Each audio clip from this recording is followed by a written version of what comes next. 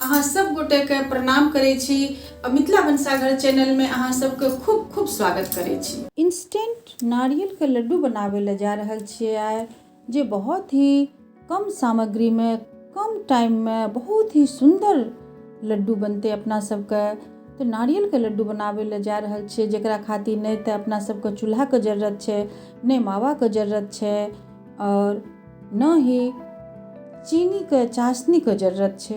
बहुत ही सुंदर लड्डू बनेले जा रहल छै। चलू तब मिथिला भनसाघर में अपना सब लड्डू बनाबै छियै। लड्डू बनावे खातिर अपना सबके नारियल के पाउडर लिए पड़ते। नारियल बुरादा जे बाजार में मिले छै ने, वह नारियल के बुरादा त प्रयोग कए रहल छियै। तो एक बॉल अपना सबके नारियल के बुरादा लिए पड़ते और 1/4 बॉल चीनी के पाउडर लिए पड़ते।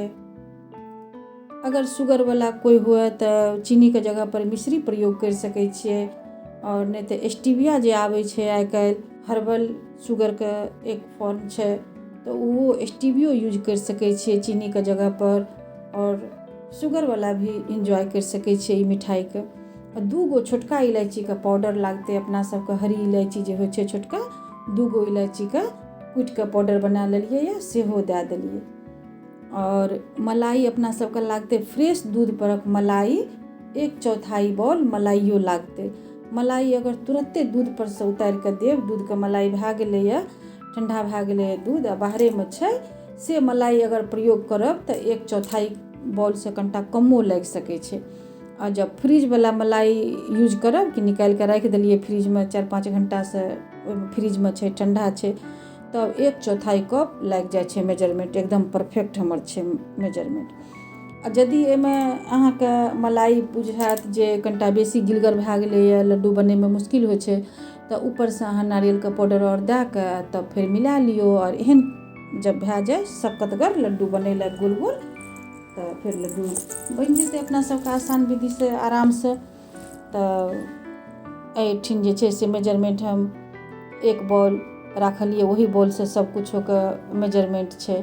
तो अहाँ कटोरी कप बॉल जे भी मेजरमेंट राखब, 1 बॉल नारियल पाउडर देव, 1/4 बॉल चीनी और मलाई, आ बस इलायची 2 गो 3 गो कुटि के दे देब, बस भए गेलै। सबके खूब बढ़िया से मिक्स कए देब और लड्डू अपना सबके जे छै से गोल गोल बना के तैयार कर लेबै। छोटा बड़ा जे साइज चाहिए अहाँ के से साइज के लड्डू बना लियो। बहुत सुंदर बने छै लड्डू, बहुत कम समय में, मात्र 5 मिनट में हे लड्डू देखियो बन के तैयार भए गेलै या।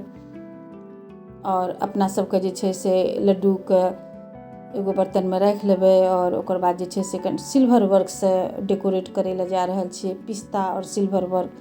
तो सब लड्डू पर जे छै से सिल्वर वर्क लगा देबै अपना सब, आ तै के ऊपर से जे छै से पिस्ता बारीक काट के राखने छै, से बारीक कटल का पिस्ता से ऊपर से कनी कनी दे देबै।